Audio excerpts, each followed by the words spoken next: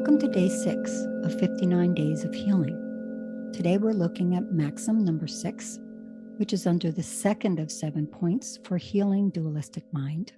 Instill the intent to awaken. This maxim marks another important turning point in the text. Point 1 lays the foundation for our practice. And point 2 lays out formal practices both on and off the cushion for engaging ultimate bodhicitta, shunyata, the emptiness.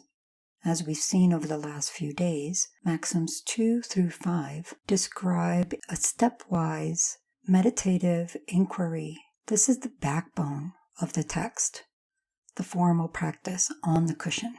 Starting with maxim 6, we begin to look at formal practices that aren't necessarily on the cushion. They can be incorporated into our daily life. The maxim says, between meditation sessions, act like an illusionist. What's an illusionist? If you know me, you know I love antiquated words. So illusionist is a not so modern way of saying something like a magician, but it's not only a magician. In ancient times, the illusionists were apparently quite gifted and could create almost like hallucinations that an entire audience can see, similar to how a magician might pull a rabbit out of a hat or saw their assistant in half or that kind of thing. Everybody in the audience is seeing that happen, and it really looks like rabbit coming out of the hat that wasn't there before. The illusionist sees what the audience sees, but she's also in on the trick. She knows why the audience sees what they're seeing. Basically, the illusionist has the full picture.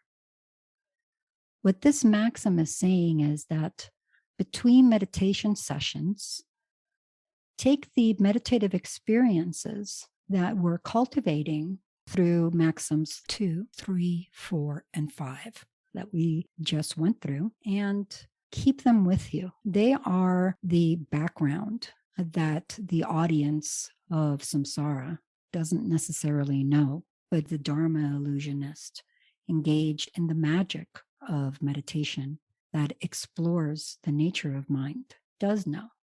Of course, that process of coming to know is one that occurs by degrees.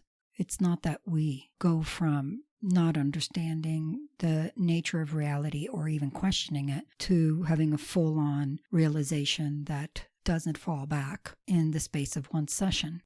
So we can see so early in this text how brilliant the structure itself is. Implicitly, we already have one of the most vital instructions. Meditation is not something in isolation. It's something that we take into the rest of our life, which in Tibetan Buddhism is called post-meditation.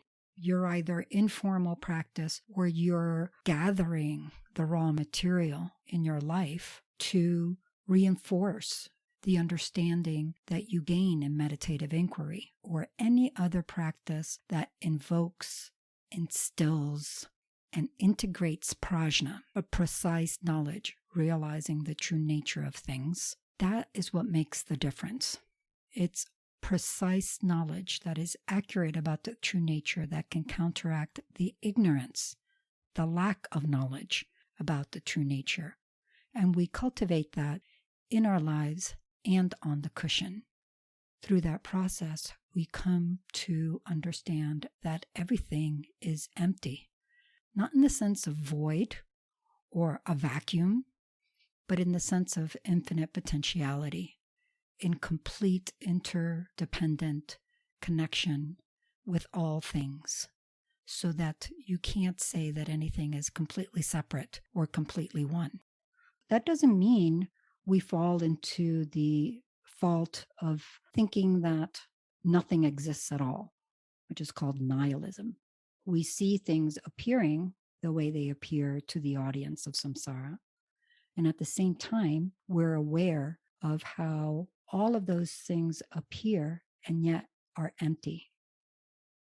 These experiences become more and more potent as we engage in the formal meditation during the sessions on the cushion.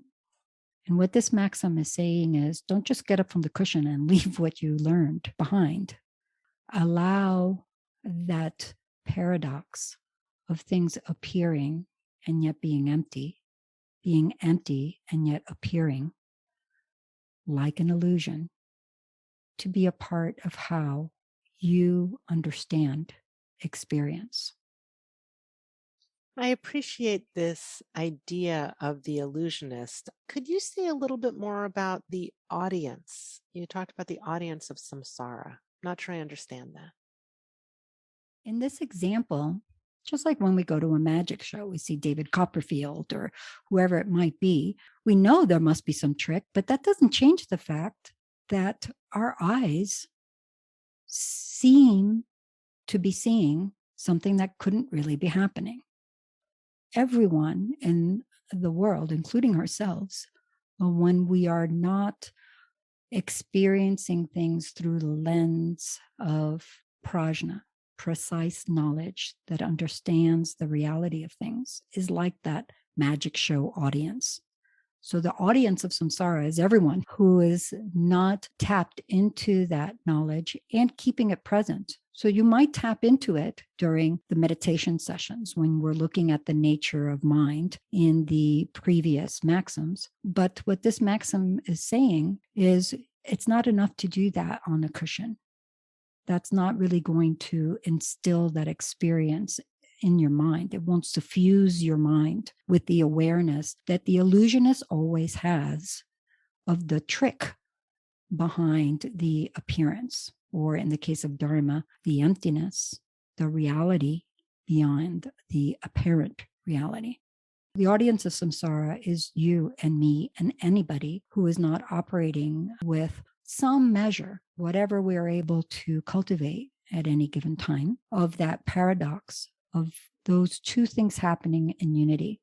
Things appear, yet are empty. They are empty, yet they appear. It seems like that a way to, I don't know, have some warmth toward the audience that's seeing something differently. So people who are, and ourselves, when we are looking through this distortion of samsara, or samsara is the distortion, um, that we're not saying, oh, look at those idiots who are not seeing true reality. We're saying, oh yeah, of course this is what they're seeing. This is what's presented to them if they're looking at it, if I'm looking at it through this certain way. So that we can have some warmth toward that, but at the same time say, oh, there's a different way of looking at it that I can understand both that and this other perspective. Is that right? That's exactly right. We are not, as you say, cultivating disdain for everyone, including ourselves. Clearly, that's not the point of what this practice means. We still see the same things that the audience sees. It's not that we don't see it, but we have the knowledge of how that appearance occurs. It's kind of like in The Wizard of Oz when they pull the curtain back and there's that wizard. We know both what the audience is seeing and that there's a little guy behind a curtain that's running it all in the context of The Wizard of Oz, except that here it's not something small and insignificant and disappointing. It's quite the opposite. Everything that appears is arising as a continuous play of infinite potentiality. What this does is it actually instills even more wonder, even more joy, even more compassion for those who have not been able to cultivate their mind and heal that dualistic mindset to the point where they can see everything that reality is. The thing I love about that Wizard of Oz analogy is that once that curtain is pulled back, Dorothy and all the rest are empowered by that, being able to know that, oh, I don't need to be frightened by this thing that I'm seeing. I can understand why I was seeing that before because that's what was presented to me. But now I see a way of experiencing it that I can actually do something about. Anytime we see the full picture, we are able to embody our full power. We're not guessing, we're not conjecturing, we're not wondering, we're not lost in uncertainty. And at the same time, we feel great compassion for individuals who have not accessed the ability to do so. We want to use that inner power that we tap through this practice very naturally to be of benefit, not only to ourselves, but to all beings. To be clear, this isn't a compassion that looks down on people for being dullards.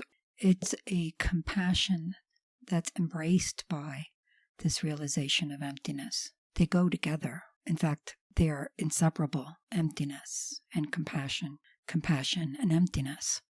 We think of them as separate or even impossible to be united from this very dualistic habit.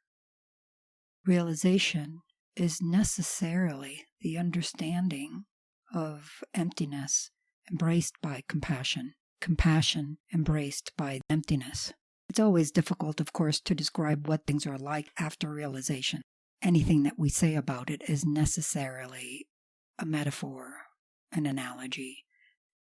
We can get an understanding of that from the perspective of broken-hearted compassion that grows out of our own humility in the face of the magnitude of the emptiness in comparison to the smallness of dualistic perception, which is the wavelength of samsara.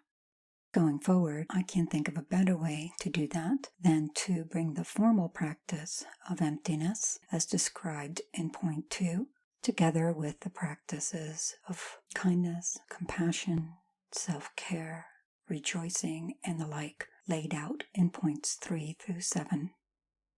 Ultimate and relative bodhicitta go hand in hand. We practice that now by having our meditation and post-meditation go hand in hand. This has been Yeshe and Tanya on day 6 of PRAJNA SPARKS special series, 59 Days of Healing. Tune in daily for more maxims from the Tibetan Lojong text, 7 Points for Healing Dualistic Mind. Check out the episode notes for more resources and email us at sparks@prajnafire.com with any questions. May all beings benefit.